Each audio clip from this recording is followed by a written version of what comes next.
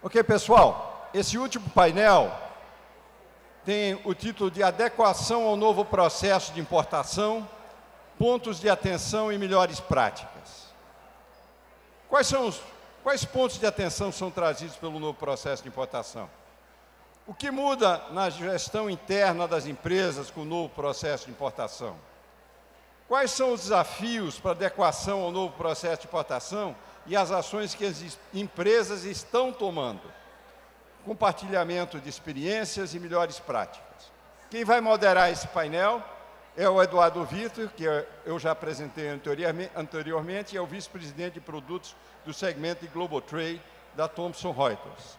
E teremos participando nesse painel a Amanda Pires, especialista em regimes especiais aduaneiros e tributários da Aker Solutions, a Juliana Moraes de Almeida, Country Trade Compliance Manager da ABB, a Renata Lutito Mazzari, gerente de Logística e Customer Care da Rockwell Automation, e o Ricardo Kuiper, diretor de Supply Chain da GE Selma. Então, eu vou pedir aos painelistas para subir ao palco e passo a palavra, então, Eduardo, a você.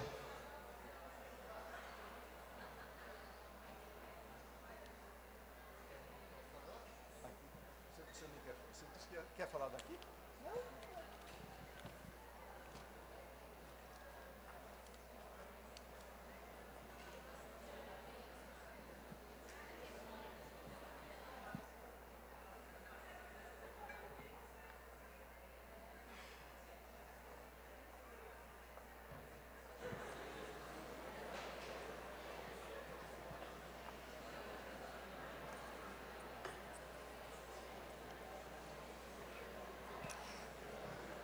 Tudo. Olá, pessoal. Muito boa tarde. Espero que vocês tenham um pouquinho de bateria para esse painel final, que eu acho que vai ser bastante enriquecedor. Temos aqui algumas estrelas aqui do setor privado que vai nos ajudar a entender um pouquinho melhor do impacto do novo processo de importação, né? Pontos de atenção, melhores práticas, como que eles já estão se preparando para toda essa transformação. Antes de eu começar e apresentá-los melhor, gostaria de fazer uma recapitulação do dia. Acho que foi uma agenda intensa, mas super enriquecedora, né? Então, acho que o Jackson começou, fiz algumas anotações aqui, o Jackson começou falando, né, do foco da Receita Federal na conformidade e criação de relação de confiança com o setor privado, através do modelo OEA, né? E com certeza objetivando, né, melhoria de produtividade, competitividade, velocidade. Aí o Tiago veio logo na sequência e falou de exemplos práticos de como o novo processo de importação vai permitir isso acontecer. Por exemplo, com a simplificação e o paralelismo, né, da atuação dos órgãos envolvidos, né, governamentais envolvidos no processo, seja a Receita Federal, como agências, né, e a inspeção coordenada entre esses órgãos. Eu até lembro do símbolo 10-80-10 que ele colocou, né, em relação ao licenciamento, né, de toda essa revisão que eles fizeram do processo de licenciamento, 10% do que hoje é exigido vai cair, 80% vai ser simplificado de forma que você possa ter múltiplos embarques, e somente outros 10 que vão ter ali a operação como acontece hoje. Na sequência, o Zambrano veio e trouxe alguns números bastante relevantes do que já foi conquistado em outras transformações, como foi o caso da DUI no processo de exportação, onde foram economizados a estimativa de 25 bilhões em economia de custos operacionais, né? O Zambrano também colocou um novo cronograma, que dá uma perspectiva para a gente de como que vai vir os próximos passos, né? Então, em julho já vamos ter o modal aéreo, né, que vai permitir, né, na média, 80% dos processos cair para um dia, né? E o drawback, e até o final do ano, com todas as entregas, 80% de todos os tipos de declarações já vão poder ser feitos no novo processo de importação, com uma cadência que até o final de 2024, né, 100% das operações, e aí talvez com um planejamento de sunset, né, planejado com o setor privado durante esse período. Na sequência, o Sérgio e o Elton trouxeram um pouco, e também o Gustavo, temas muito relevantes em relação ao catálogo de produtos, que é uma exigência super importante, né?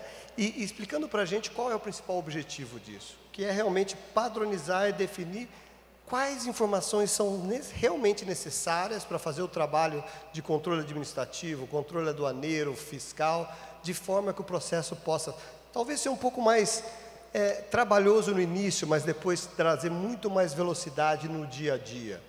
E o Gustavo também trouxe, pela perspectiva de gestão de riscos, né, todas as melhorias, né, além de toda uma estrutura robusta que ele apresentou para a gente, as melhorias que que novos sistemas de gestão de risco vai proporcionar para que a inspeção naquela pirâmide que foi mostrada seja feita de forma muito mais assertiva, diminuindo as intervenções desnecessárias.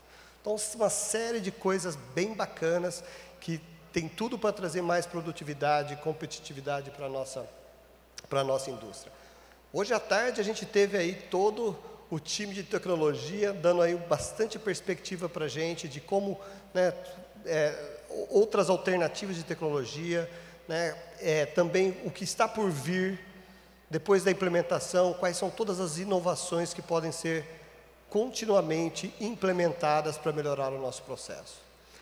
Então, depois de toda essa agenda intensa, o nosso objetivo aqui, né, com essa equipe é realmente entender qual é o impacto de tudo isso no dia a dia das empresas, né, e como eles estão se preparando, que pontos de atenção.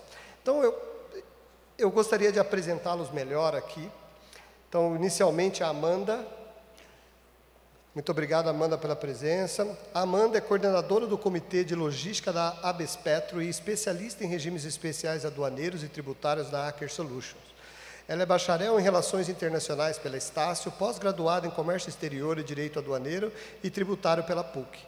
Ela possui sólida experiência no setor de petróleo e gás, onde atua há mais de 15 anos como responsável pelos regimes de drawback e repetro. Muito obrigado, Amanda. Também gostaria de apresentar a Juliana Moraes de Almeida. A Juliana é Country Trade Compliance Manager na ABB. Ela é uma profissional de comércio exterior com 30 anos de experiência em operações de importação, exportação e regimes especiais em diversos setores da indústria e atuando nos últimos 7 anos com foco em Trade Compliance, em grandes multinacionais como a ABB, Google e Johnson & Johnson. Muito obrigado, Juliana. Queria também apresentar a Renata Lutito Mazzari. Ela é gerente de logística e Customer Care na Rockwell Automation.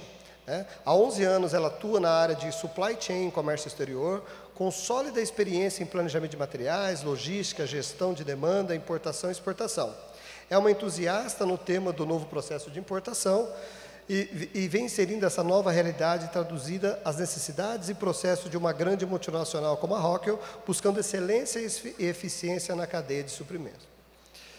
Depois desse time de mulheres, né, gostaria de apresentar aqui o Ricardo Kuiper, nosso parceiro, nascido no Rio Grande do Sul, cursou a Universidade Católica de Petrópolis, no estado do Rio de Janeiro, onde graduou-se em Engenharia Mecânica em 1984. Iniciou sua carreira na GESELMA em 1985 como engenheiro de performance de motores aeronáuticos e de 1987 a 2006 exerceu funções de liderança nas áreas de engenharia, suporte ao cliente e operações. Em 1997, obteve sua certificação do programa Six Sigma pela GE Aviation, onde atuou como Black Belt. Em 2005, graduou-se no MBA em Gestão Empresarial na Fundação Getúlio Vargas, no Rio de Janeiro, e desde 2007 exerce o cargo de diretor de Supply Chain na GSL. Exerce também a vice-presidência da Associação de Comércio Exterior do Brasil e do Conselho Empresarial de Relações Internacionais da FIRJA. Como vocês podem ver, temos um timaço aqui para compartilhar experiências com a gente e debater um pouco sobre o impacto do novo processo de importação no dia a dia das empresas, do setor privado e trocar experiências com vocês. Então, eu queria começar esse painel com a primeira pergunta, e eu vou colocar alguns temas aqui, e como eles são de setores diferentes, eles podem trocar experiências e cada um pode ter uma nuance um pouco diferente de como eles estão enxergando o novo processo de importação e até o impacto deles. Eu queria fazer a primeira pergunta para cada um de vocês: o que o novo processo de importação vai representar realmente no negócio das suas empresas, né? O que todas essas melhorias que a gente vem falando, de velocidade, né, flexibilidade, vai trazer de vantagem competitiva para cada um dos seus negócios? Renato, se você quiser começar. Boa tarde, pessoal. Primeiramente, obrigada pela oportunidade. Estou aqui representando a Rockwell Automation, que é uma fabricante multinacional de peças de automação industrial e soluções de automação industrial. E a nossa presença hoje no Brasil, ela se dá muito sustentada pelo processo de importação, né, de produtos importados. Eu acho que, com tudo que a gente já viu hoje, né, sem dúvidas, o novo processo de importação, ele traz uma simplificação do processo como um todo, né? E isso traduzido aí em reduções de prazos e também redução de custos. Né? Uma empresa que tem grande parte da sua atuação dependente de importações, isso acaba sendo um tema muito relevante.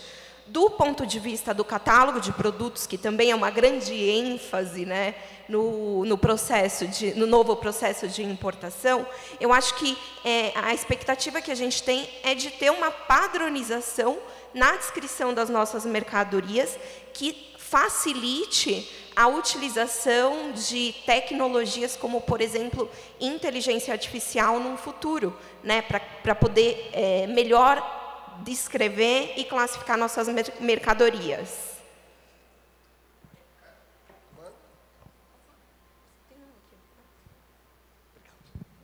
Oi, pessoal. Boa tarde. Eu sou Amanda Pires e trabalho numa indústria muito específica de óleo e gás, né? A Aker Solutions produz equipamentos para tirar óleo do pré-sal em águas profundas. E nosso equipamento, o nosso equipamento final, ele não é seriado e ele pode levar lá 7.000 insumos produtivos para compor um produto final. Então, a expectativa, Eduardo, para responder sua pergunta sobre o NPI, é justamente a desburocratização.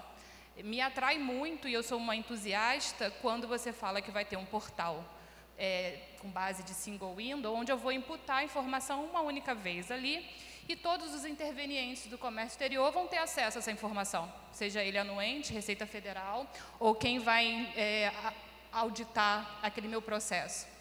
E falando em NPI, a gente fala muito do nosso dever de casa do catálogo de produtos, mas também tem outros módulos, né, que a gente pode abordar aqui hoje, como o pagamento centralizado, ou o CCT, ou os módulos de regimes especiais, que é o carro-chefe da minha cadeira hoje na Aker, que também vem com uma expectativa muito grande de metodologia ágil, né, e Lean para o nosso processo de comércio exterior. Então, assim como a Renata, eu também sou uma entusiasta do NPI, e a gente, acho que foi convidado hoje aqui, porque a gente começou o nosso dever de casa lá atrás, clamando até por um pedido da Receita Federal de, bom, estamos desenvolvendo isso e precisamos, então, que vocês compartilhem o Master Data, compartilhem as informações com a gente para que a gente possa testar todo esse sistema.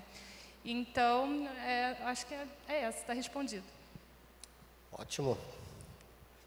Bom, complementando aqui o que as meninas falaram, que eu concordo em gênero, número e grau. Hoje eu estou na BB, que é uma indústria, que é uma empresa com múltiplas empresas dentro. A gente atua em vários setores de eletrificação, automação, motores também, robôs. E é uma complexidade muito grande nos produtos. A gente tem mais de 300.000 part numbers hoje.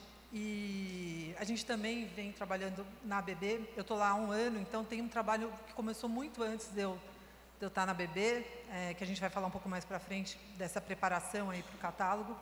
Mas assim, esse novo processo é algo que eu venho vivendo desde a minha época da Johnson.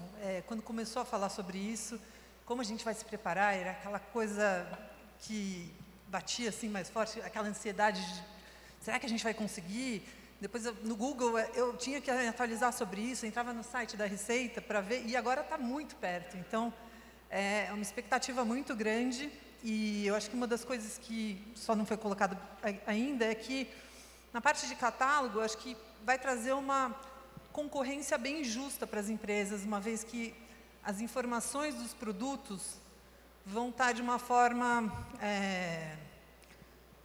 vai ser mais fácil de verificar a similaridade dos produtos, e eu acho que isso vai trazer uma vantagem competitiva muito boa e uma concorrência mais leal também para as empresas grandes, que acabam fazendo tudo da forma muito correta, e a gente acaba sofrendo um pouco na concorrência com algumas outras empresas que não fazem tão detalhadamente a classificação, ou não têm o entendimento. Eu acho que isso vai ser uma vantagem muito grande. Ótimo. E você, Kuiper, qual a sua visão? A visão é de sobrevivência. Bem motivadora aí, né? É a pura verdade. E a gente já foi Panair do Brasil, revisando motores convencionais, fomos Força Aérea e nos tornamos a maior empresa de revisão de motores de avião da América Latina. E aí veio o 11 de setembro, a gente quase morreu. Em um ano, nós éramos 25% só do quadro de funcionários. E, gente, como é que a gente vai sobreviver se a Varig, a VASP Trans Brasil, que eram os grandes clientes nossos, não sobreviveram? E só sobrou o mercado internacional. E a gente era muito bom dentro da cerca, super tecnológicos, mas era o fundo de quintal da cerca para fora. Então, nós começamos a rever os nossos processos, a conformidade. Da conformidade, fomos para o Recof, do Recof fomos para o Linha Azul, OEA Pleno, e aí veio a DUIMP.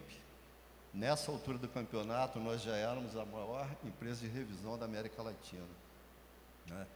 E a DUIMP foi algo excepcional que nos permitiu ganhar uma produtividade gigantesca, e hoje, com grande expectativa, nós esperamos a DUI, né? A DUI, esperamos a DUIMP, né?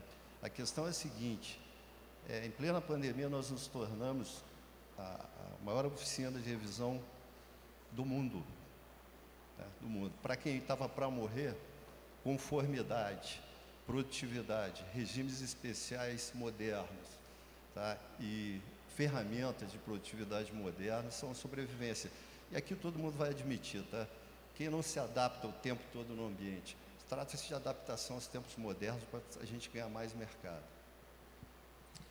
Não, perfeito, pessoal. Então, o resumo aqui que eu entendi é que todo mundo está super entusiasmado, né? São grandes profissionais de grandes empresas que já estão trabalhando e vê realmente a confirmação na prática de muitos desses benefícios, né, que a gente vem falando no dia a dia, seja na ajuda à conformidade, seja na velocidade, na flexibilidade, né, na competitividade, o que é ótimo. Mas não é só,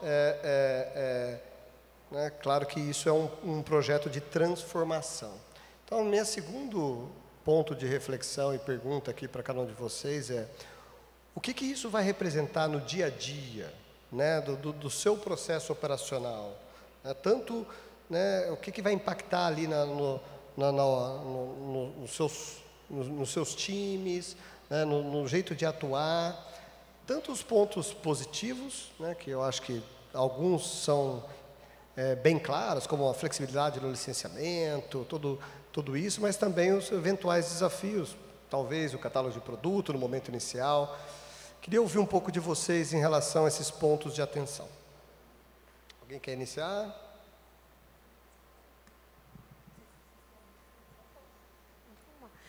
Bom, eu acho que para quem está aqui hoje, provavelmente já capturou a mensagem, que acho que um dos principais pontos de atenção com o novo processo de importação é o aprimoramento da gestão de riscos do lado da Receita Federal.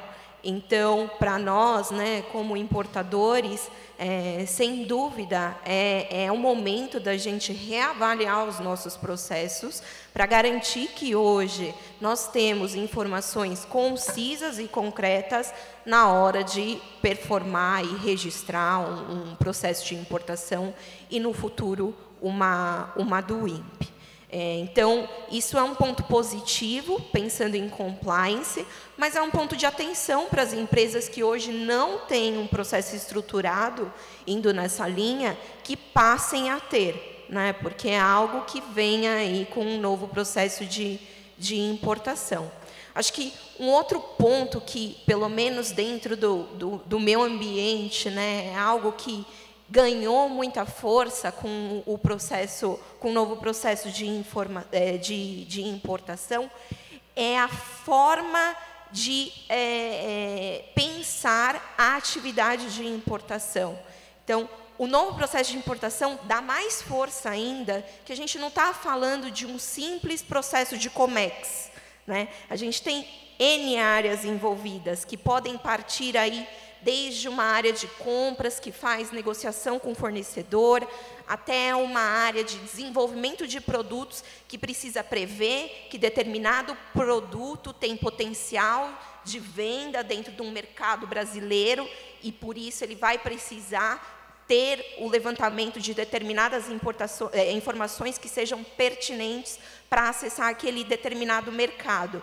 Então, acho que esses dois pontos são os pontos que, ao meu ver, chamam muita atenção ao novo processo de importação e que fazem com que nós, importadores, entendamos, né, o que está acontecendo de uma forma muito mais ampla do que a forma restrita ao simples Comex, né? Então, esses são os pontos que eu tenho para compartilhar. Bom, depois dessa, Renata, eu acho que eu ia começar por aí também. No dia a dia, Eduardo, o que muda é a formação de uma equipe multidisciplinar para fazer um simples projeto de importação. Hoje, a equipe de comércio exterior, ela é responsável pelo registro, né, uma negociação, uma coordenação de embarque. Mas será que o Comex sozinho consegue responder todos os atributos para classificar um part number? Será que a gente consegue fazer isso sem a participação da engenharia de produto? Será que a gente consegue fazer isso sem o time comercial? Então, a gente começou o projeto de catálogo de produto há mais de um ano. Eu diria que o impacto é esse. São os sponsors dentro da própria empresa, para que eles entendam a importância da participação deles nesse processo.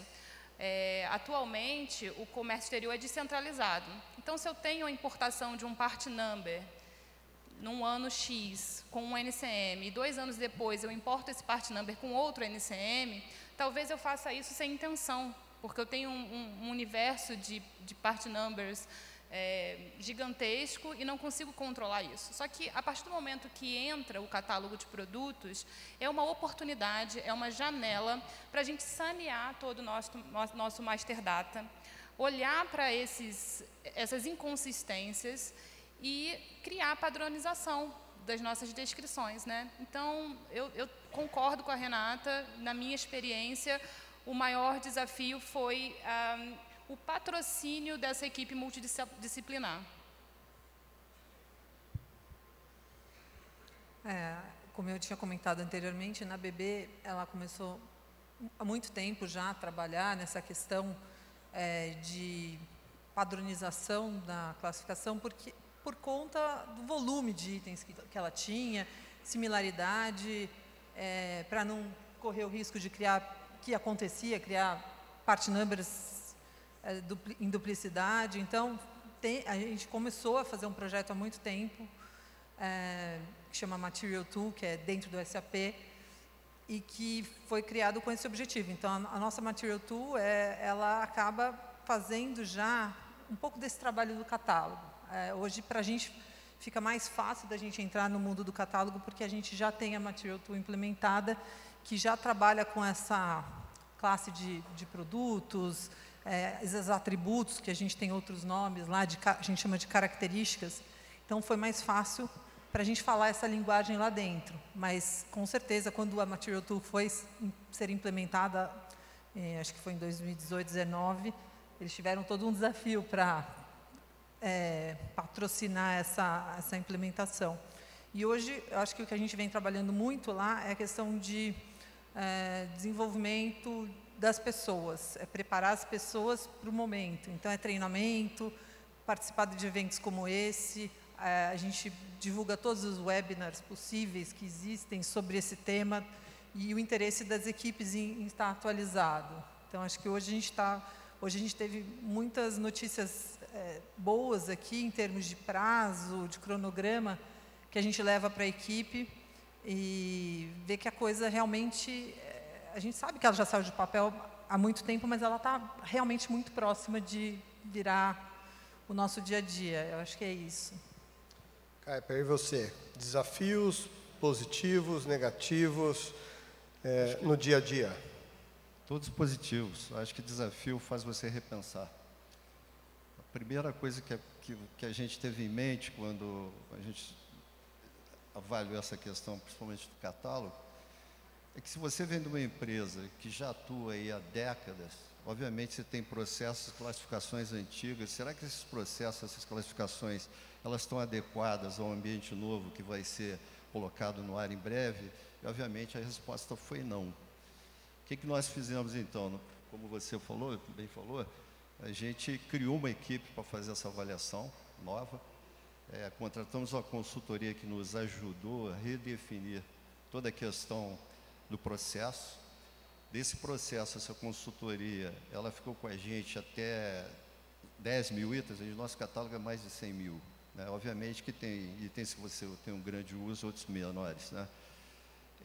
Com isso, nós desenvolvemos um sistema interno com todos os players, como foi muito bem colocado. Você tem que ter a gestão compartilhada de todas as equipes da empresa. Eu falo de materiais, engenharia, fiscal e comércio exterior, né, dentre outros. E com isso, né, nós criamos essa equipe multidisciplinar. O desafio aí foi, então, depois do sistema definido e o processo interno definido, por onde a gente começa? Então, a gente fez uma classificação ABC, dos milhares de itens a classificar, e a gente decidiu começar pelos de maior demanda e maior valor agregado. Já revimos 32 mil itens, mais de 32 mil itens. Obviamente, agora o que a gente tem para rever são itens de uso eventual. Né? Então, foi uma caminhada extremamente interessante que nos deixa mais fortes. Né? A gente quer ser conforme, a gente quer cumprir os requisitos. E, para isso, você tem que ter um investimento, né, em informações assertivas. E eu diria o seguinte, a gente está agora bem mais confortável do que pré-pandemia, quando a gente tinha essa montanha pela frente. Então, vale a pena investir, obviamente com a estratégia que cada empresa tem que definir de acordo com o seu tamanho, número de itens, mas é uma caminhada que vai valer a pena. Bacana, acho que com certeza o catálogo de produtos é o item que desperta, vamos dizer, a maior preocupação das empresas, até pelo que vocês vêm falando, né? Tem um trabalho aí de preparação, né, no momento zero, de reavaliação, né, identificação dos atributos e tudo. Então, eu gostaria de explorar um pouquinho mais. Eu acho que o Kuiper detalhou um pouquinho o seu processo interno. Eu não sei, meninas, se vocês gostariam de explorar um pouquinho mais como que vocês montaram a estratégia interna de como, né, encarar esse desafio de identificar os atributos, classificar, avaliar internamente se algum fluxo interno deveria ser modificado dentro de engenharia, fiscal, comércio exterior. Se quiserem detalhar um pouquinho, compartilhar qual foi a sua estratégia com o público aqui. Quebra de paradigma, né? A Amanda está ansiosa para...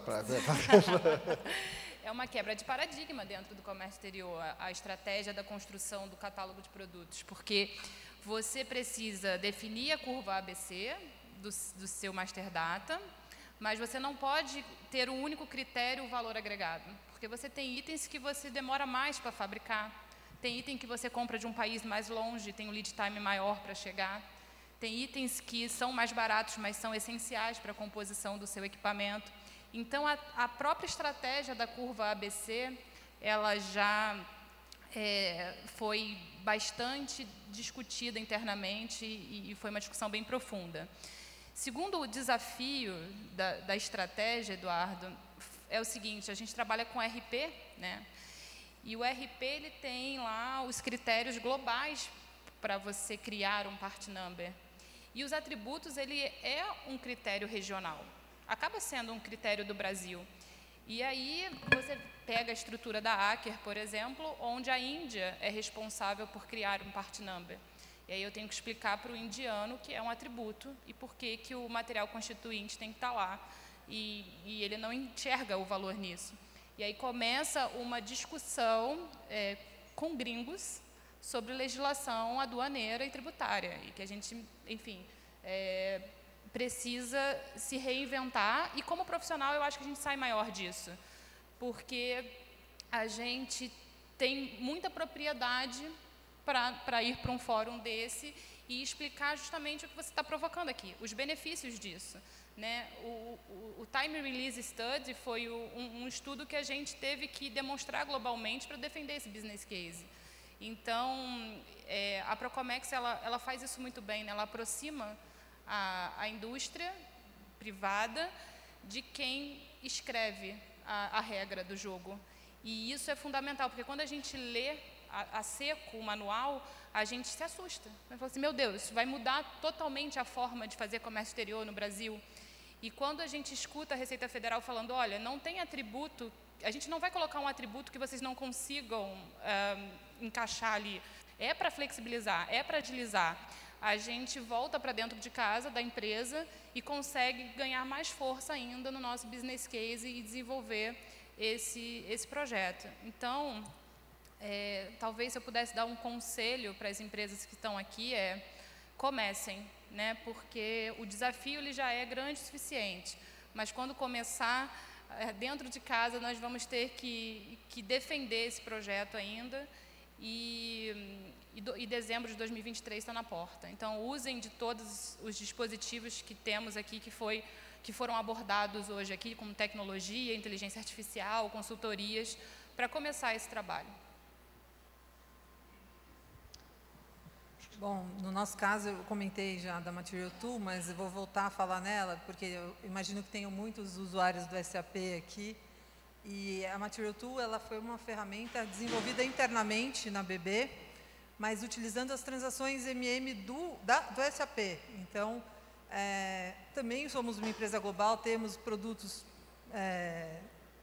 como a Amanda comentou, que na questão de Master Data, eles são iguais, né, em muitos aspectos, mas através dessa ferramenta desenvolvida aqui no Brasil, a gente conseguiu criar aí a classe dos produtos e hoje conseguir ter essas classes, incluindo os atributos também.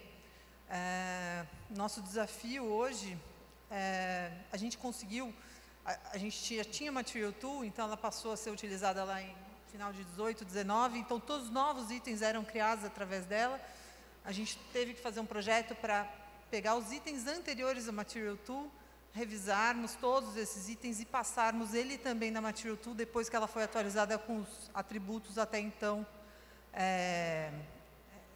já publicados, né? Então, o nosso desafio agora realmente, a gente tem um volume que eu comentei, 300 mil itens,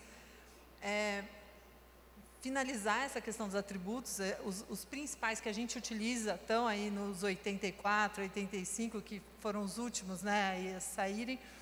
Então, tem algumas dúvidas ainda, a gente fazer essa final de lição de casa, estamos em meio de projeto de implementação para Go Live agora em junho, julho, porque a gente quer começar a viver isso realmente na prática e poder se preparar para a hora que não for mais uma opção estar lá dentro, né? A gente já quer estar há muito tempo lá, podendo ajudar aí a melhorar o que precisa ser melhorado e já ter feito a nossa lição de casa. Kuiper, mais algum ponto sobre o catálogo que você queira complementar ou já é suficiente? Então, tá bom. Então, mudando um pouquinho de assunto, mas dentro do mesmo tópico da preparação, vocês falaram em alguns momentos, né, de equipes multidisciplinares, tal, né, temos que engajar outras áreas. Consegue detalhar um pouquinho melhor como que vocês estão se organizando internamente? Existe um time? É um projeto? É um programa? Queria também que vocês explorassem, porque não é a primeira vez que a gente faz uma transformação dessa, né? Alguns anos atrás a gente teve a DUI, que apesar de não ser um pouco mais, vamos dizer assim, um pouco mais simples, né? Porque não tinha algumas características aqui, mas foi uma transformação importante.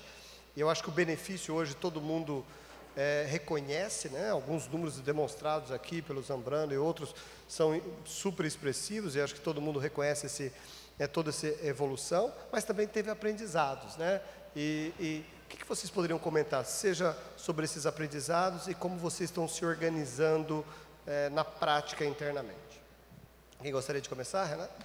Posso comentar. Eu acho que antes de responder como a gente se organiza, tem se organizado, eu acho que é válido salientar aqui o grande desafio que nós temos hoje de manter o projeto do novo processo de importação, com ênfase em catálogo de produtos, que a gente sabe que é uma parcela muito importante e relevante, manter esse projeto vivo dentro da empresa. Então, desde meados de 2020, a gente já vem se preparando internamente, mobilizando equipes diversas, né, que são responsáveis por cada etapa, cada parte da informação, que no fim das contas são necessárias, né, para construir a informação que vai fazer parte do catálogo de produtos.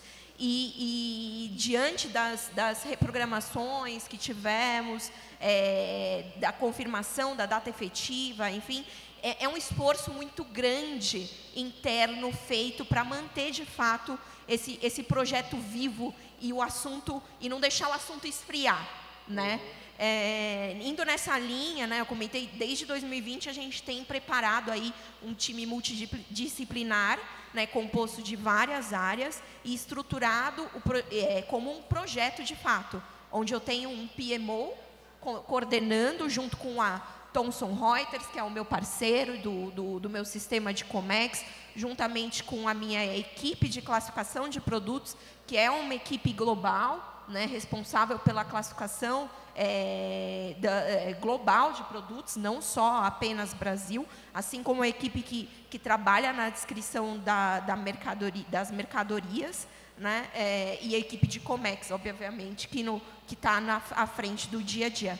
Então, a gente tem estruturado como uma forma de projeto mesmo, né? Então, desde 2020, iniciamos aí com o saneamento dos dados, então, limpeza da nossa base de dados para garantir que as descrições e as classificações fiscais estavam coerentes de fato com o produto, para quando viesse a divulgação do atributo, que trabalhamos também muito próximo, né, da equipe da Procomex, que fez esse trabalho de intercâmbio de informação com a própria Receita, para a gente se preparar a entender, de fato, o nosso tipo de mercadoria, né, falando de catálogo, entender nosso tipo de mercadoria, para que a gente conseguisse, da melhor forma, agregar todas as informações que seriam necessárias aí com a vinda do catálogo de produto e do novo processo de importação.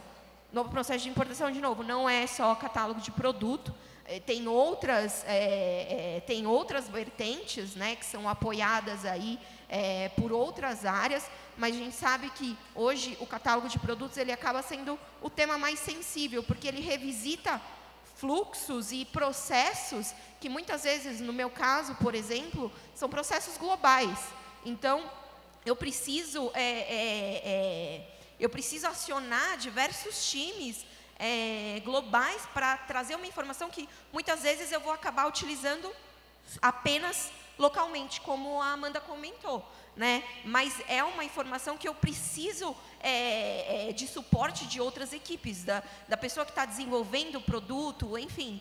Então, é um desafio, mas é possível. Então, acho que essa mensagem aqui para todos, acho que é possível, se pudéssemos dizer por onde começar, né? Seria entenda seu produto, entenda o produto que você importa, esteja certo de que você está utilizando as melhores metodologias para classificar, para trazer a descrição, e acho que esse é um ponto que vai facilitar no desenrolar aí, principalmente do catálogo de produtos. Amanda? Como a gente está estruturando, Ricardo? Olha, sem querer ser simplista, eu classificaria em 3 ondas. O master data existente, que eu preciso revisitar e verificar se a NCM está certa e se a descrição da DI, né, atual, ela contempla todos os atributos divulgados pela Receita Federal. Isso seria uma onda 1 do projeto. A onda 2 é o que a Renata já destacou. Os part numbers que vão ser criados, eles precisam entrar numa metodologia que contemple os atributos, então manter esse catálogo vivo. E uma onda 3, eu gostaria de talvez contribuir um pouco da minha experiência em regimes especiais, fazendo um paralelo com o catálogo de produtos.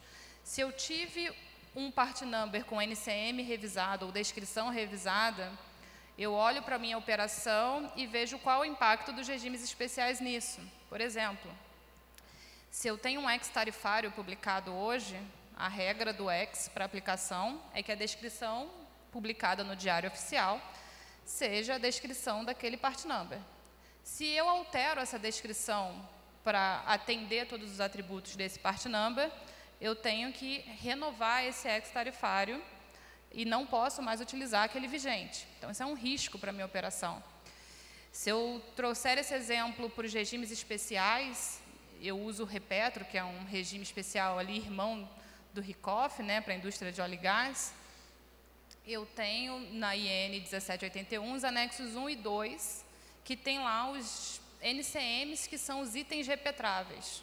Se eu mudo o NCM de um part number meu, ele pode não entrar mais no meu regime suspensivo. Então, essa seria a onda 3 que eu destaco. A gestão de risco interna. Se a Receita Federal, pela sua vez, né, tem a gestão de risco da importação, eu, como cadeira de comércio exterior, também tenho que fazer uma gestão de risco dessas mudanças, dessas novidades. Então, eu iria por aí. E você você conta com uma equipe? É mais um time pequeno? É uma consultoria? É software? Como que você... Sim, achei legal como o evento foi organizado, né? Porque primeiro entrou a Receita Federal, dizendo como é e como vai ser, o as is e o to be. Depois entraram alguns painéis falando de tecnologia. A gente usa a Diana, seria impossível a gente mexer no nosso universo sem uma inteligência artificial. Estou tendo uma experiência única com a Diana. E agora, para finalizar o dia, a indústria, as empresas privadas dando uma opinião. Então, acho que casou bastante todas as visões dentro do processo. Eu acho que, falando de organização, bom, lá na BB a área que eu gerencio de Trade Compliance é uma área corporativa, como eu falei, a gente tem vários negócios, então eu tenho 5 áreas de comércio exterior distintas em cada um desses negócios e nós temos o papel de conversar com todas elas e colocar todo mundo na mesma página.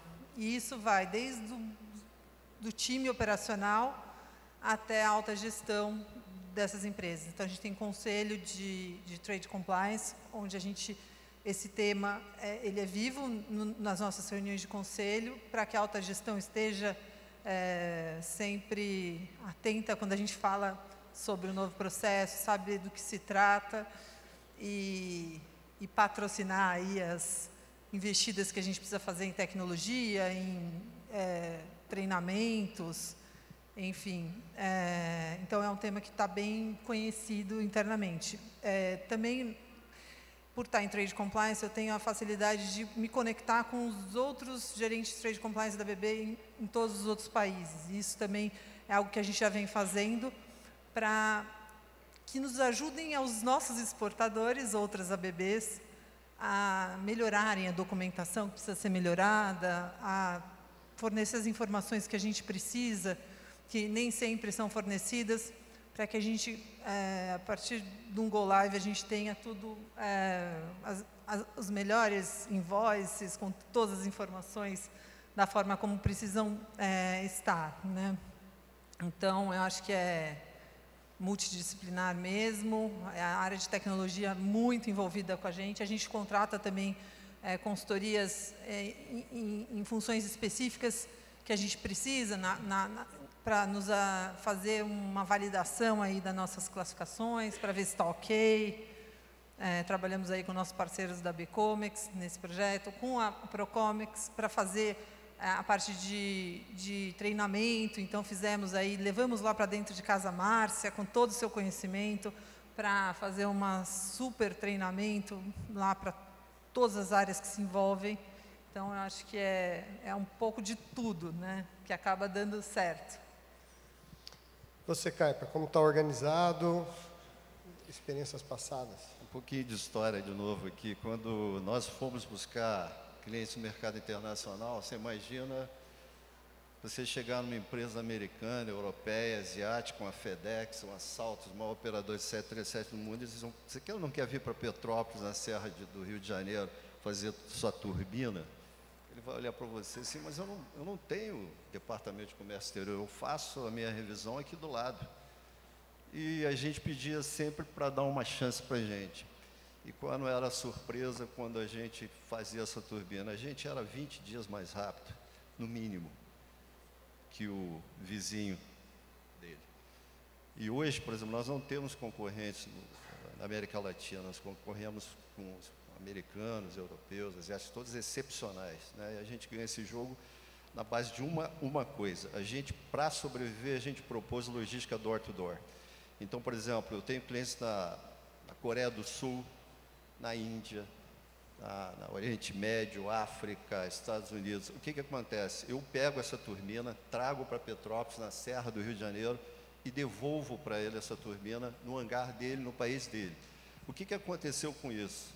Eles adoraram e nós tivemos que fazer uma mudança de contrato. O contrato não era mais quando a turbina dele chegava no Brasil, e sim toda a logística internacional e doméstica estava incluída aí. Qual é o ponto disso? O ponto disso é que a nossa área de comércio exterior e supply chain passou a fazer parte da operação. Então, hoje, nós estamos junto com a operação. Nós não somos uma área separada. Isso é uma questão que cada empresa tem que decidir, mas para a gente fez toda a diferença. E para a gente, por exemplo, quando eu recebo uma turbina nova para desenvolver, como é o caso do LIP agora, que é do Max, e do 319, 320 NIO, tem toda uma engenharia por trás disso. Você tem que analisar os manuais, você tem que entender os processos, você tem que delinear todos os processos de revisão, definir ferramentas. E o que acontece? Com o comércio exterior não é diferente. A gente vê a do INPE, a DUI ou qualquer outro processo como um NPI, um novo processo, como se fosse desenvolver o reparo de uma turbina, a revisão de uma turbina. E o bacana disso é que a gente começou a entender que a Celma virou uma empresa de comércio exterior. 97% do que a gente faz hoje é para empresa fora do Brasil. Então, 150 pessoas de toda a produção, e você pode pegar engenharia, apoio ao produto, o que for, foram treinados no mini MBA que a gente fez com a Funsex, voltado, obviamente, para o nosso ramo. Então, o que a gente faz sempre? Delineia todo o processo, tenta entender em detalhes todo o processo, obviamente pede ajuda, isso é importante, tem que pedir ajuda. Se você tiver problemas, não seja orgulhoso e tentar inventar a roda, pede ajuda, e obviamente tem várias consultorias que nos apoiaram ao longo do tempo, o próprio Procomex sempre nos apoiando, a AER, a EB, várias entidades, e obviamente, quando a gente olha isso, é mais uma ferramenta de competitividade para a gente ganhar mais mercado lá fora. Aliás, é o seguinte, né? É um mercado extremamente difícil, né? De altíssima tecnologia, e comércio exterior faz parte da nossa operação, da nossa vida. Então, investir, né, em todas essas novas iniciativas fantásticas aí, que a Receita vem trazendo, todos os órgãos vêm trazendo, é lançar a Celma em outro patamar. A gente já está na frente, mas vocês sabem que estar na frente não significa muito. A questão é a seguinte, como é que se mantém à frente? Não, beleza, assim, eu queria também dar minha opinião aqui em relação a essa questão da preparação e até fazer uma relação do que a gente viveu na DUI alguns anos atrás, e queria ouvir vocês ainda sobre isso. Então, assim, o processo da DUI, né, apesar de, vamos dizer assim, ter ser um pouco mais simples, eu acho, que o processo da DUIMP, ele também foi um processo que teve uma entrada gradual, né? Tivemos a oportunidade de trabalhar de forma híbrida durante um bom tempo, mas a minha experiência, né, de ter suportado aí algumas centenas de empresas, né, buscando automação, né, a gente viu que teve muitas que deixaram para a última hora, né? Então, acho que assim, a chance, nós temos uma chance bastante importante que a gente tem nesse processo, que a gente pode trabalhar durante um bom tempo de forma híbrida até, né? Então, você pode fazer as suas declarações de importação, mas você também pode fazer as suas DUIMPs, você pode ir aprimorando o seu processo para que na hora que chega realmente a obrigatoriedade, né, você está realmente com o seu processo super maduro. Então, acho que fica aí uma sugestão também em relação a isso, né? Não deixe para a última hora, busque informação, seja né, como foi citado, com a Procomex, com empresas de tecnologia como a gente, da Thomson Reuters, com outras consultorias aqui, algumas delas apresentaram aqui hoje, para se informar e começar a se preparar.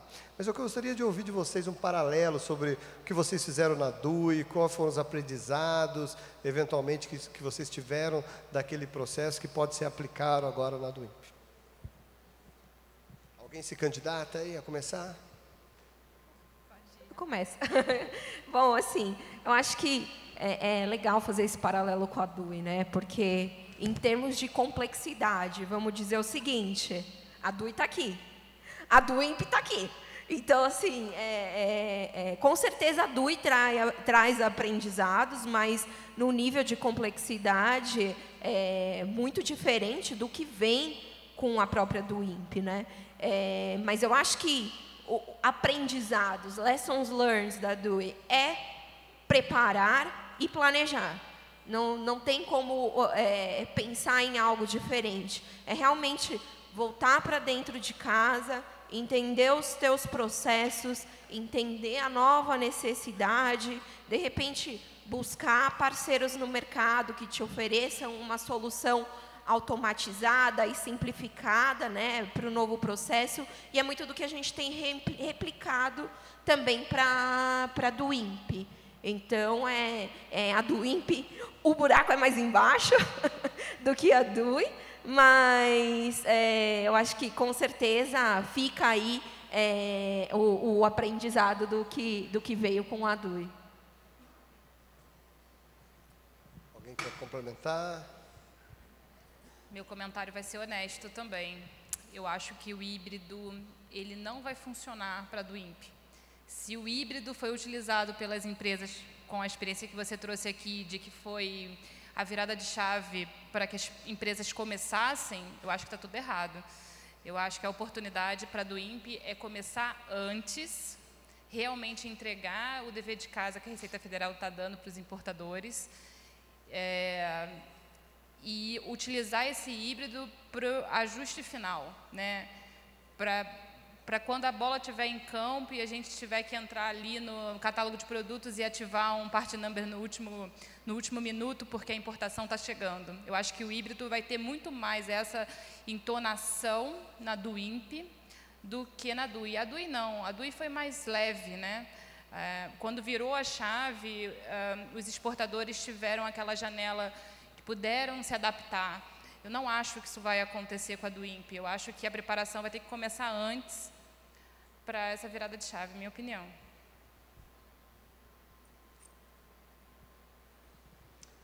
Caio, Juliana, algum ponto em relação a isso?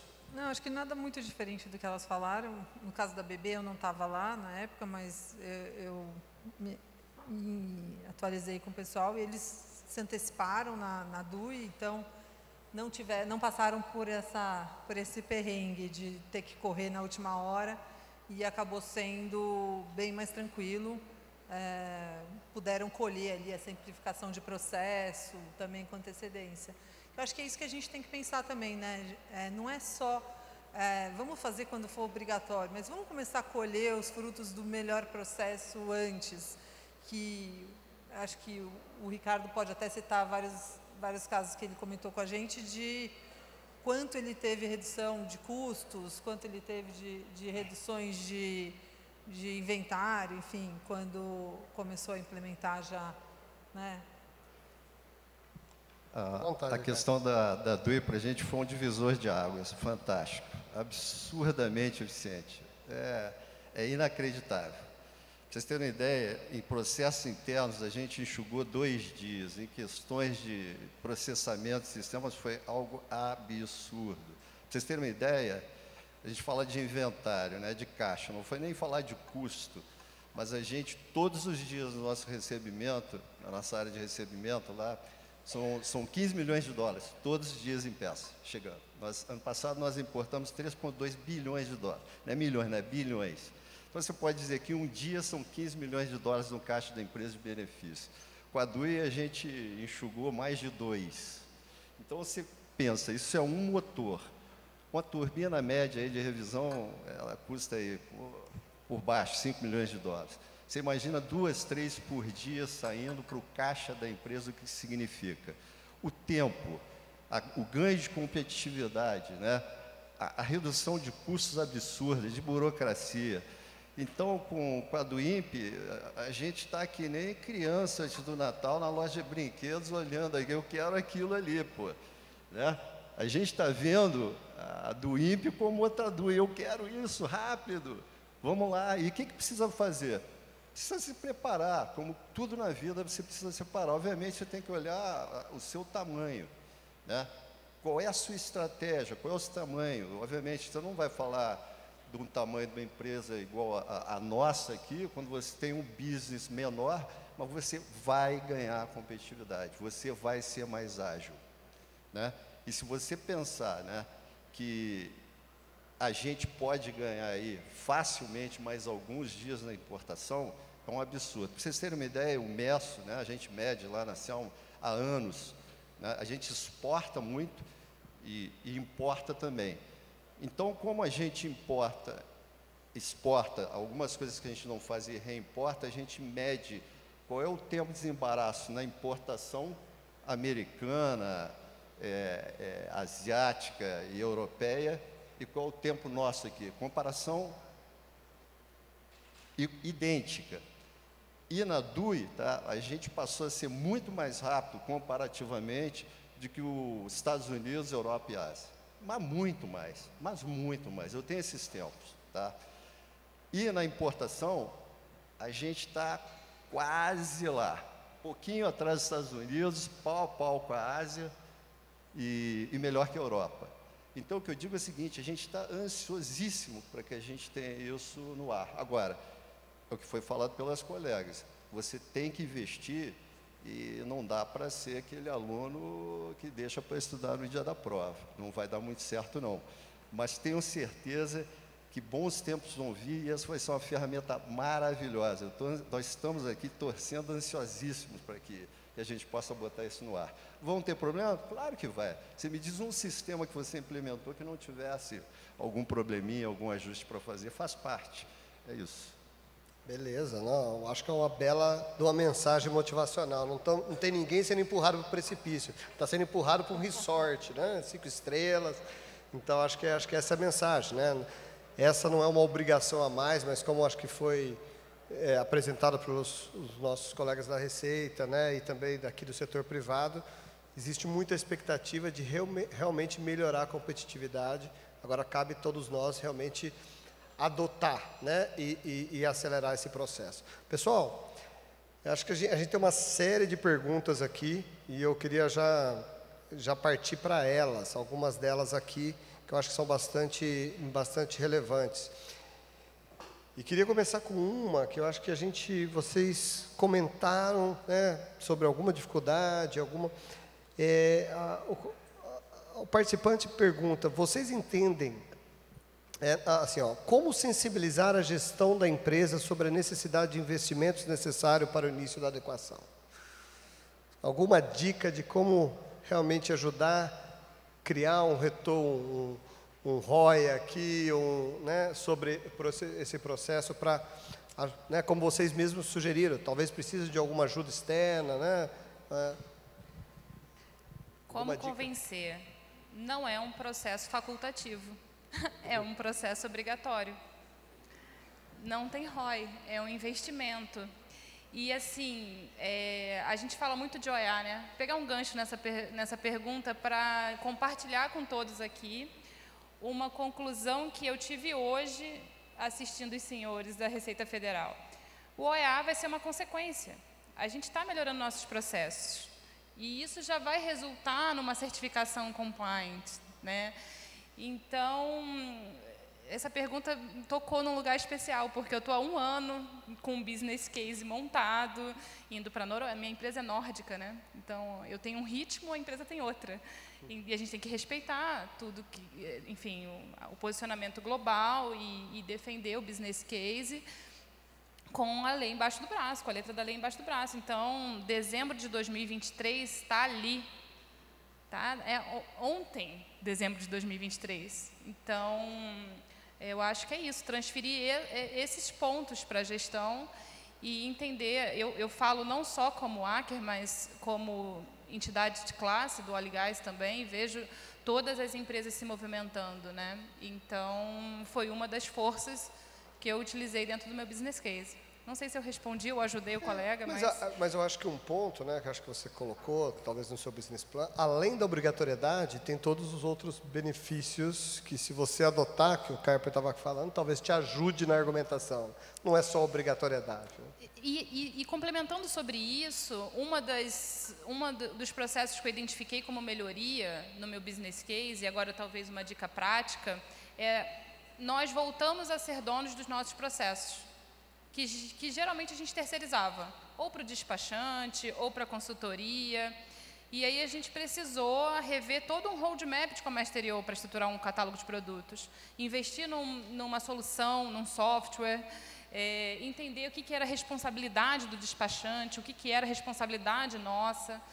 Então, uma preparação indireta para o OEA. Eu gostaria de complementar a resposta da Amanda, porque, assim, como convencer, né? Então, primeiramente, não é Comex, não é supply chain, não é logística, é o business que acontece no país, né? Então, como ela disse, não é facultativo. Para muitas empresas, acaba sendo vital. Né? Ou você importa, ou você não importa. Em algum momento você não vai conseguir importar da maneira antiga. Então você necessariamente tem que se adequar. Então, agregado aí aos benefícios, né, que a gente coloca como um trade-off, né, para a obrigatoriedade junto da empresa, eu acho que é importante conduzir dessa forma internamente, que a gente não está falando simplesmente de uma adequação de um processo de Comex. Muitas vezes você interfere em todo o seu business aqui.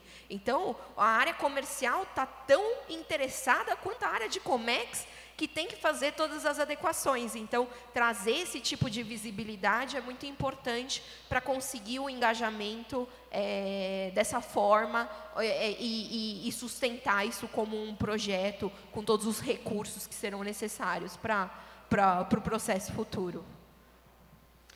E nessa linha, talvez uma outra pergunta, talvez alguns de vocês queiram comentar. Um outro colega perguntou: vocês entendem necessária uma mudança cultural da alta gestão da empresa e dos colaboradores com o novo processo de importação? Eu acho que eu falei bastante sobre essa questão de treinamento e esse envolvimento, né, de toda a empresa. Eu acho que isso é fundamental. Eu acho que, de alguma forma, Comex é uma daquelas coisas, e ainda regimes especiais que a Amanda falou, que é aquela caixinha que todo mundo tem um pouco de medo, né, na empresa, não entende o que é esse monte de sigla, como que funciona, e eu acho que a gente tem que desmistificar isso e saber contar isso para um leigo, né? E isso tem que saber vender esse peixe internamente e, de alguma forma, trazer essa visão, trazendo pessoas externas. Então, a gente você quer fazer um OEA dentro da empresa? Traz pessoas do mercado para fazer uma palestra na sua empresa sobre o assunto, e isso vai também ajudar a vender a ideia.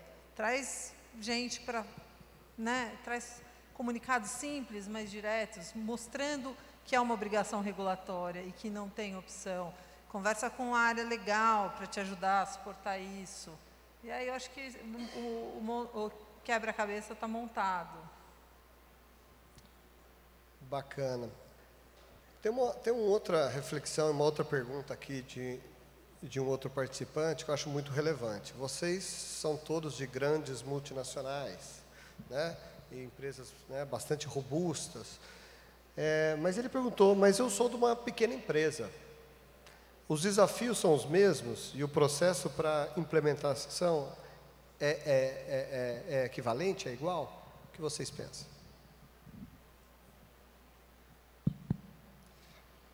Veja bem, por que a gente está discutindo isso tudo aqui? Para mim, é pelos meus clientes.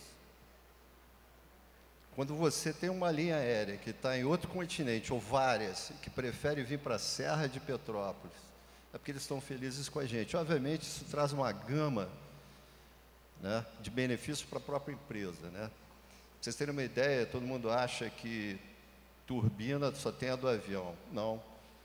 Uma linha aérea, ela tem 10 a 15 turbinas paradas no chão, cada um valendo 15 a 25 milhões de dólares. São steps, ele não pode parar de voar. Em 4 horas ele troca. Isso foi devagar no aeroporto e continua voando. E por que 20, 30, 40 dias que a Selma faz turbinas mais rápido que qualquer concorrente no mundo é vantagem para ele? Porque ele vai pegar 60, 100 milhões de dólares em ativos parados no chão e vai investir no negócio dele. Então, o segredo é você fazer parte da solução e da vitória do teu cliente. Ninguém vai querer ir para outro lugar. A gente se surpreende porque uma vez a Saltas, que é o maior operador de 737 do mundo, o maior cliente da Boeing do mundo, falou alguma coisa para a gente. Muito obrigado ao time da Selma, que nos suportou no verão americano, onde eles voam muito, né? Voos domésticos lá, de férias. E ele falou que a oficina do lado dele estava next block. E é realmente um quarteirão, estive lá. E a Selma estava next door.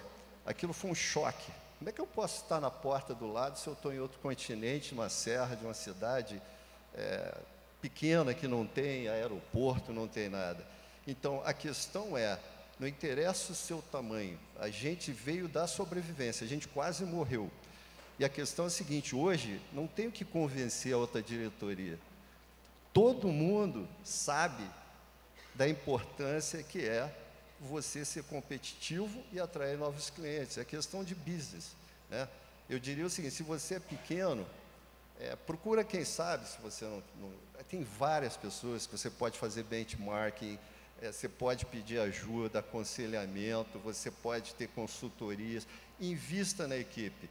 Uma das coisas que a gente não tem mais problema de tradução é porque eu sou um engenheiro mecânico de formação, né? Eu, quando estava lá do outro lado, eu só não trabalhei na Selma em RH e financeiro. Todas as outras eu trabalhei nesses 38 anos de carreira. E o que acontece? Quando falava de comércio exterior, me chamaram para falar do RECOF, o quê? Eu sabia o que era isso, né? E eu tive que aprender. E foi muito bacana, porque aí eu senti a dificuldade da linguagem. Qual foi a vantagem de ter um cara de produção hoje, né? Lá do lado do comércio exterior, fora da cerca, conectando a Selma com o mundo? É que eu sei traduzir a linguagem. Então, eu não falo de grandes termos, de acrônimos, etc. Eu falo algo que eles possam entender. E olha que coisa bacana, hoje na reunião de produção, quando está o nosso time todo em conjunto, a gente sabe onde está cada peça, cada motor mundo afora, né? Essa linguagem já é comum. É impressionante a mudança que isso faz. Então, invistam nas suas equipes, ensinem suas equipes, invistam no conhecimento, nos processos, né? E pensem sempre, isso é bom para a empresa porque a gente vai ganhar novos business, nossos clientes vão ficar felizes.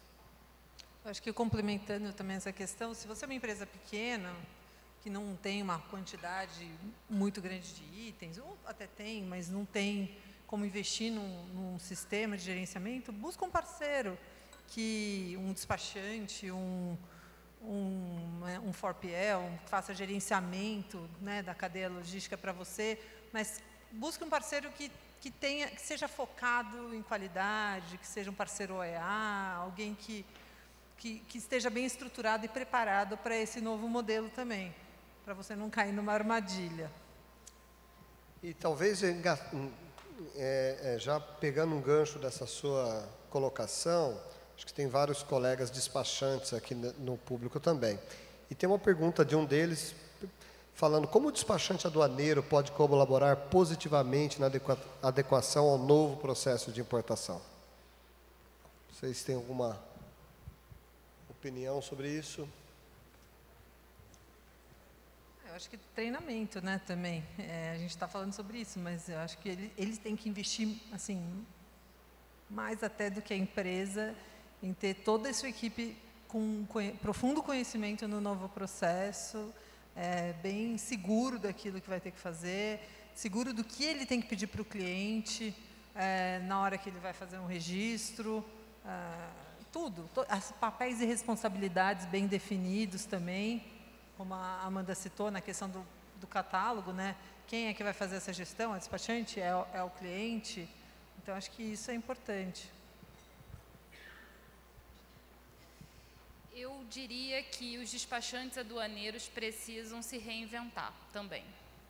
O papel do despachante aduaneiro ele precisa ser ampliado, né?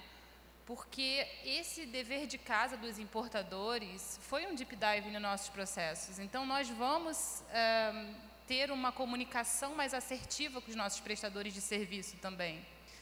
Eu tenho essa sensação de que o despachante aduaneiro ele precisa ampliar, talvez, o foco numa área consultiva, um intermédio com a ponta.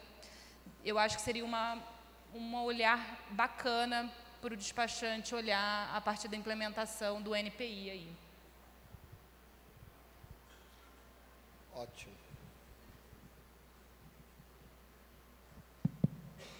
É engraçado, a gente procurou sempre fortalecer a nossa cadeia porque eu não chamo de fornecedor, eu chamo de parceiro. Quem está com a gente é para ser parceiro e brigar a minha briga, né? E é muito interessante que uma das decisões que a gente tomou é que a nossa cadeia inteira fosse OEA, e a gente conseguiu. O OEA e lá fora, OEA, o CityPet, né? E a gente conseguiu. E o bacana é que a gente, lá na parte da questão de despachantes, que nós temos parceiros fantásticos. Então, a questão é de você conversar, dividir processo, melhores práticas, conformidade, né? Isso é o que vai fazer você ficar forte como equipe. Não adianta você dizer que você é alguém que faz um produto fantástico. E aí? O seu produto chega com velocidade lá fora, você é bom dentro da cerca, como nós éramos péssimos fora da cerca. A tua cadeia de valor está bem aferida, está bem estudada, então a questão do despachante ele é só mais um parceiro nessa briga que você vai ter aí para conquistar novos mercados, né? Principalmente se você for uma pessoa que importa e exporta, ou dentro do seu nicho, se é para o mercado doméstico. Você tem que ter parceiros qualificados, bem estruturados, que estejam lá para te fazer ganhar esse jogo. Então, só tenho a agradecer aos nossos parceiros despachantes aí. Obviamente, tem uma caminhada grande aí, mas só agradecimentos. Acho que a gente já comentou um pouquinho, mas eu acho que é um tema muito relevante, e já que muitos, né, a gente sabe que algumas empresas já estão mais avançadas, outras ainda estão buscando conhecimento. Então, sei que vocês já abordaram um pouco, mas se a gente puder resumir aqui. Eu não comecei ainda. Por onde eu começo?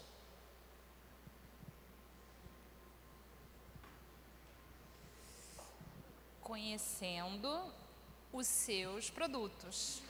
Eu diria, foi aí que eu comecei, né? O que eu faço? Eu faço árvore de Natal molhada para extrair petróleo de águas profundas. Quem são meus clientes? O que pode variar no meu produto final que eu vou entregar para o meu cliente? O que eu preciso para fabricar meu produto final? Eles são single source? Eles só são importados ou eu tenho também no mercado interno? Acho que fazer essa triagem, conhecer realmente o seu produto, depois defender um business case e começar todo o processo que a gente já exemplificou aqui, é um bom começo. Adicionalmente a conhecer seus produtos, é conhecer seus processos também, né? Enfim, mapear o teu processo atual, entender os novos requerimentos, entender da onde que eles vão surgir, quem que precisa ser conectado, quem que precisa estar à parte do novo processo que vai agregar informação. Então, adicionalmente, diria conhecer seus produtos e seus processos, né? Porque provavelmente esses processos eles vão precisar ser revisitados. Então, acho que é um ponto de partida que dá trabalho, sem dúvida dá trabalho, mas é daí que vai surgir todo o próximo passo, que é entender como que você vai colocar aquele exercício necessário para o novo processo de importação para dentro de casa. As colegas foram perfeitas, né? Você tem que entender o processo, a primeira coisa. E pedir ajuda. Acho que pedir ajuda para quem tem uma melhor prática, que você conhece, que já está além na caminhada, que já percorreu todas as trilhas aí, está chegando lá, pede ajuda. Né? Você vai ganhar um tempo gigantesco, isso se chama leverage, né? Na GE tinha muito Six Sigma, não tenta reinventar a roda, tenta aprender com quem já está na frente. Você vai ganhar um tempo gigante, você vai simplificar todo o seu NPI e mais, né? Seja humilde. E para pedir ajuda precisa ser humilde. Legal. Ótimas reflexões. Estamos chegando aqui no final das perguntas. Uma outra aqui, a gente falou muito sobre o catálogo de produtos, a gente sabe que esse é um ponto super importante, mas além do catálogo de produtos, quais outras mudanças trazidas pelo novo processo de importação que vocês considerariam na preparação, ou vocês acham que vai ter um grande impacto no seu dia a dia, né, ou um benefício importante no seu dia a dia?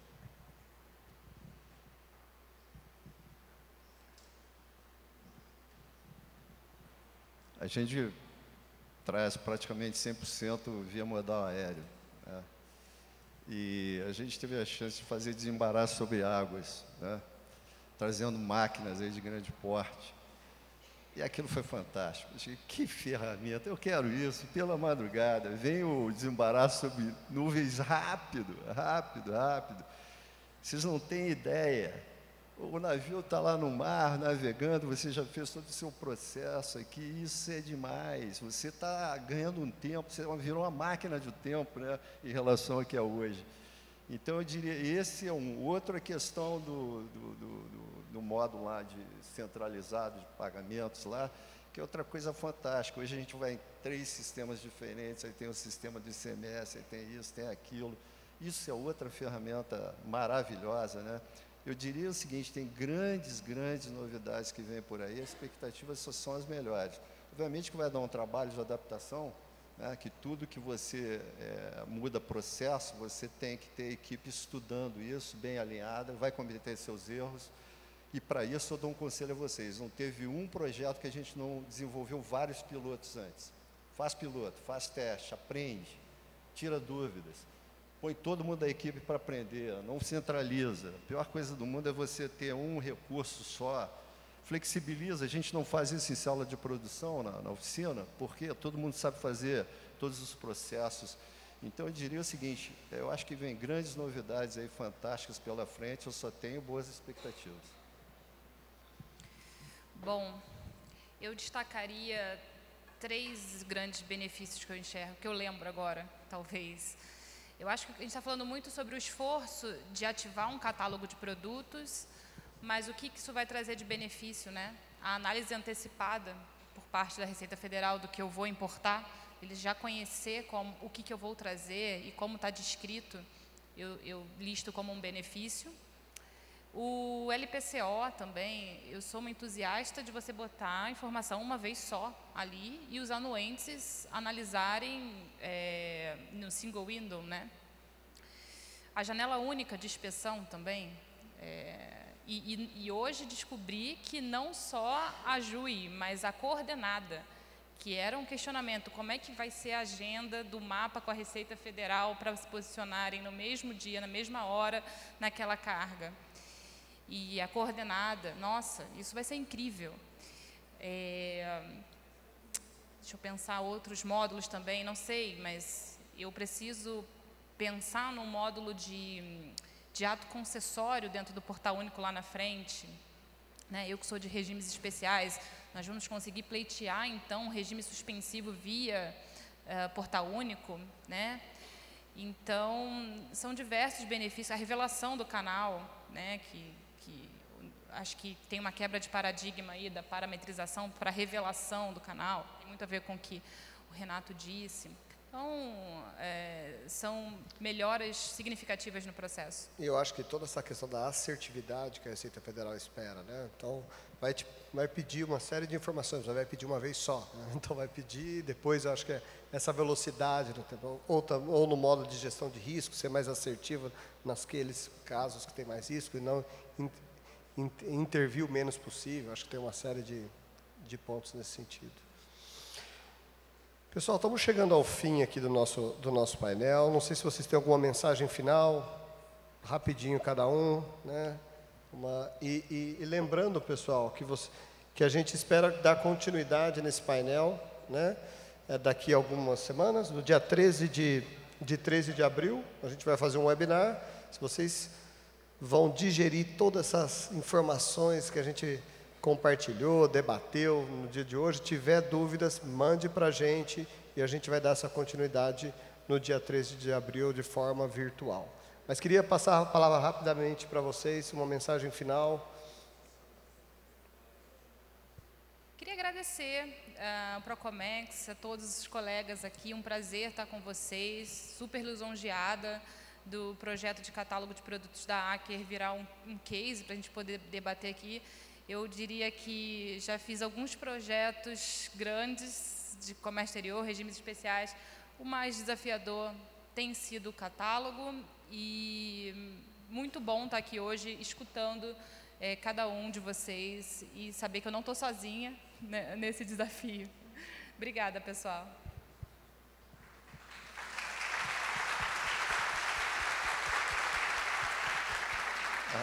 Rapidamente, eu queria dizer o seguinte, eu estou chegando, agora dia 7 de maio eu faço 38 anos de Selma, olha só, mais um de estágio, estou um dinossauro na empresa. Mas o bacana, é verdade, acontece, todo mundo vai chegar lá um dia, e é bom. Eu queria colocar o privilégio que é estar aqui, né, porque a gente está vendo todo esse legado que está sendo deixado por toda essa equipe aqui, tanto da Receita Federal, do SERPRO, todas as entidades que têm trabalhado, para que a gente deixe um legado bacana para as próximas gerações, né, e para as empresas que vêm por aí. Uma coisa interessante, quando você olha aquela telinha lá, né, do mantra, aquilo dá até arrepio, não dá não? Né? E agora você falando de inteligência artificial e todas essas tecnologias, você olha aquela telinha verde, né? Olha que legado bacana que vem por aí, não é verdade?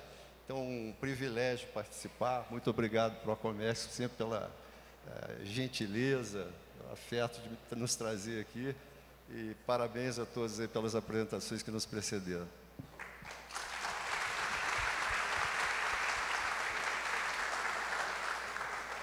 Juliana?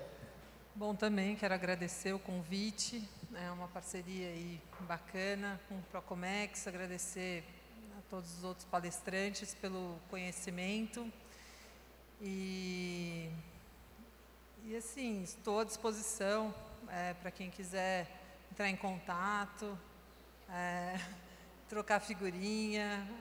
A gente tem ainda muito que aprender, a gente está cada vez mais aproveitando desses eventos para conhecer pessoas e marcar aí conversas em paralelo para ver melhores práticas. Eu acho que a gente fez bastante, mas a gente tem muito que fazer ainda, e eu acho que essa parceria é muito preciosa em tudo que a gente ainda tem para fazer.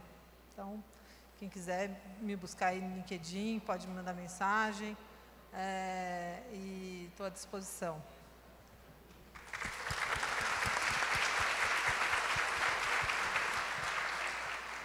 Bom, primeiramente, um prazer estar aqui com todos os meus colegas, né, podendo apresentar nossos cases de implementação do novo processo de importação. Agradecer principalmente a Procomex, não só pela oportunidade de hoje, mas por todo o suporte que vem dado, né, nos últimos anos de discussão do novo processo de importação. Ainda vem muito por aí, né, ainda vem muito por aí, mas eu tenho certeza que todo mundo que está aqui hoje, participando desse evento, sem dúvidas, já deu o primeiro passo para o entendimento do processo futuro. Então, parabenizar primeiramente a todos estarem aqui interessados no assunto, porque é algo que vem com força e a gente sabe que estar alinhados, né, a essas novas necessidades vai fazer com que a gente, de fato, dispare aí na competitividade das nossas empresas. Então, obrigada aí para todo mundo que participou hoje.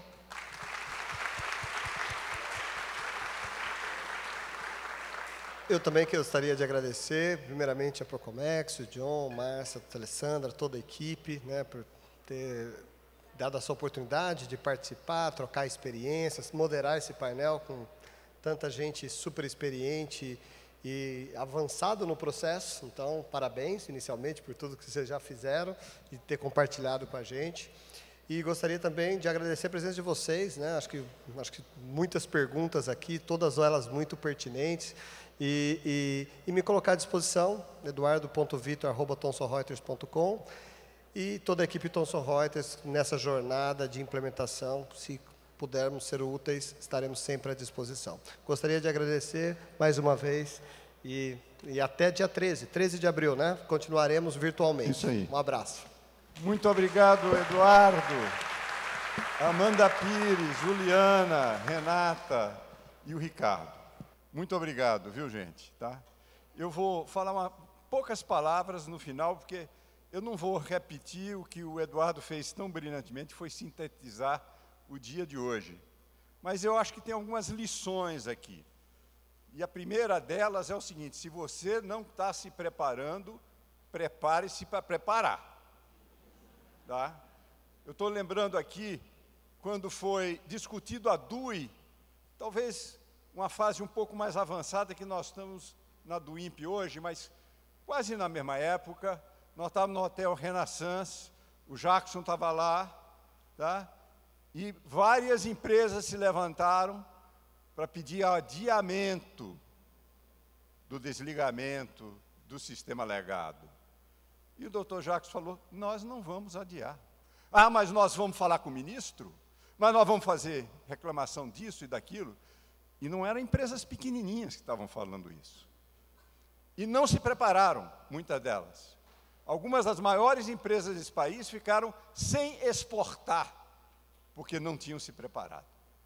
Então, já fazem alguns anos que a gente vem falando, pessoal, vai acontecer, está sendo feito.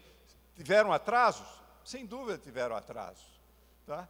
Mas, agora o ritmo está acelerado de novo. Então, a reunião de hoje, esse evento de hoje, foi para dar uma oportunidade de, mais uma vez, a gente alertar a comunidade do que está por vir e dar a oportunidade também de conhecer um pouco melhor e ter uma ideia melhor de como podem se preparar para esse futuro. Eu tenho algumas coisas que eu gostaria de falar adicionalmente. Primeiro, eu queria, quando vocês entrarem no QR Code, uma das coisas que vocês vão conseguir é um formulário de avaliação desse evento. Para nós é muito importante a sua opinião, para a gente possa melhorar nos futuros, ok? Segundo, todas as apresentações estarão disponíveis no nosso site nos próximos dias. Tá? A outra coisa que eu queria mencionar, que foi mencionado em vários momentos hoje, é o TRS, Time Release Study, que é um processo que a OMA sugeriu e que a metodologia é oferecida hoje pela OMA. O Brasil fez sobre importação, há o quê? 2, 3 anos atrás, Jackson, não é isso? E não é só a avaliação dos tempos, e sim o que causa cada etapa do processo, qual oportunidade de melhoria que existe. E várias ações foram tomadas a partir do TRS de importações para melhorar o processo de importação. Antes, inclusive, de existir o portal. Inclusive, parte significativa das melhorias resultaram desse estudo do TRS. E sabe qual é a novidade? Vai ser feito o TRS de exportação. Dia 11 de abril vai ser iniciado, dado o pontapé inicial desse trabalho. É um trabalho que vai demorar uns 4 ou 5 meses, e bem provável que vocês que estão aqui venham a ser procurados para dar o seu input para esse processo. E se forem, eu peço encarecidamente que venham a participar. Bem, a outra coisa que eu queria falar era o seguinte: não dá para montar um evento desse sem patrocínio. Então, eu quero agradecer imensamente Becomex, Thomson Reuters, Serpro, Sinerlog, Comexport, AGM e a FENAMAR. E também está fazendo o seguinte: nós vamos fazer um outro evento agora em maio. Se você não patrocinou esse, é uma oportunidade. Não perca. Tá? Estou te falando. Maio, 24 e 25 de maio. Aliás, só para falar mais uma coisinha. Essa reunião 24 e 25 de maio, que vai ser sobre OEA, Gestão Coordenada de Fronteira, e o e-commerce, ele é uma oportunidade de trazer representantes das aduanas de vários países das Américas. O ano passado, nós trouxemos, aliás, em 2018, nós trouxemos os chefes das aduanas de 11 países. E naquele evento, antes do seminário, nós organizamos 2 dias de trabalho deles, sozinhos, mas pedindo para eles pensarem como poderia ser implementado o acordo de reconhecimento mútuo regional. E eles assinaram um negócio chamado a Declaração de São Paulo. Inclusive, está no nosso site, se quiserem conhecer. O ano passado, em maio, há um ano atrás, os 11 países se reuniram de novo e assinaram um acordo no evento. Mais uma vez, nós fizemos uma reunião das aduanas durante um dia e meio, e fizemos a reunião também, convidamos alguns representantes da saúde e da agricultura para virem. Vieram poucos países. Mas participaram desse evento também o Banco Mundial, a Organização dos Estados Americanos, o Global Alliance. E no final do ano passado, nós juntamos essas pessoas, esses grupos, Banco Mundial, Global Alliance, Organização dos Estados Americanos, com a liderança do Sr. Jackson, e criamos o chamado Grupo de Impulso. Para fazer o quê? Para montar 2 dias de reunião em maio deste ano. Então, 24 e 25 vai ser o seminário aberto sobre OEA. Mas 2 dias antes, nós estamos trazendo o pessoal de agricultura, saúde, aduana e segurança de vários países das Américas. Nós pensávamos em ser só 11, mas esse grupo de impulso convidou outras organizações a fazerem parte. Então, o BID entrou, o ZAID entrou, o pessoal do fomento das Andinas Andino entrou, Corporação de Fomento Andino, entrou CITIPAT, e, de repente, o pessoal da Organização dos Estados Americanos convidou vários outros países. É capaz da gente ter 22 países na reunião de maio. Então, é uma oportunidade, se você, primeiro, de conhecer o que está acontecendo em algum desses outros países, e segundo, falar para eles e colocar a sua marca, se quiser, tá? Não esqueça do patrocínio, tá ok? Senão a gente não viabiliza. Tá? Mas eu queria que vocês soubessem que isso está em andamento, porque gestão coordenada de fronteira exige uma mudança cultural muito profunda. Primeiro, nós sabemos que os organismos de anuência no nosso país não se conversam muito. Não estou mentindo, né, doutor Jacques? Não se conversam muito. Tá? Então, imagina entre países. Mas a fronteira não é de um país só. A fronteira é de pelo menos 2 países. Nós temos tríplice também, mas a maioria só de 2 países. E não se falam como é que vai coordenar, como é que vai trabalhar junto. Então, nós estamos montando essas reuniões para que as pessoas que trabalham nesses organismos, ou melhor, nessas autoridades governamentais, se reúnam, se conheçam, possam falar olho no olho e começar a trabalhar juntos num plano de implementação de gestão coordenada de fronteiras nas Américas. Tá? Então, eu queria que vocês soubessem que isto está acontecendo, está sendo estruturado e montado para maio.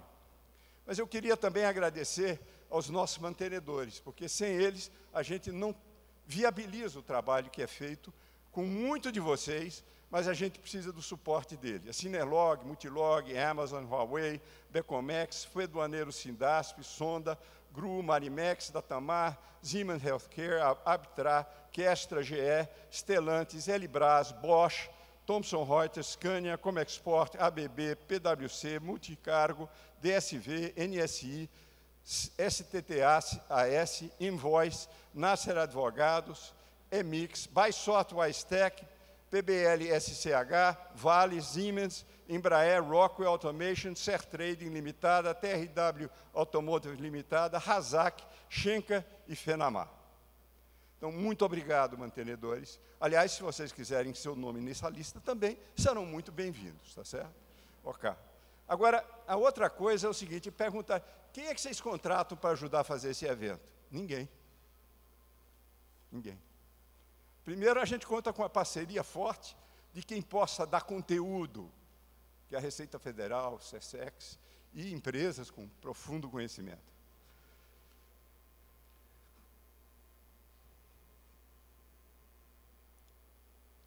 Mas também a gente tem uma equipe imbatível.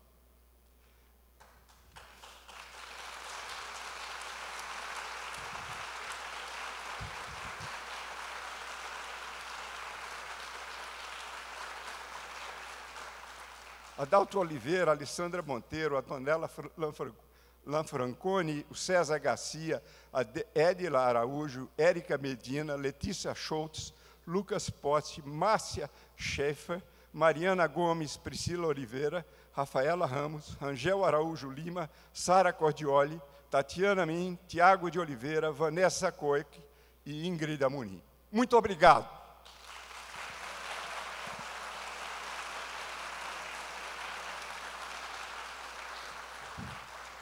E agora, quero convidá-los para celebrar. Vamos fazer um coquetel e fazer um brinde. Será servido no foyer. Muito obrigado e até maio, se não virmos antes.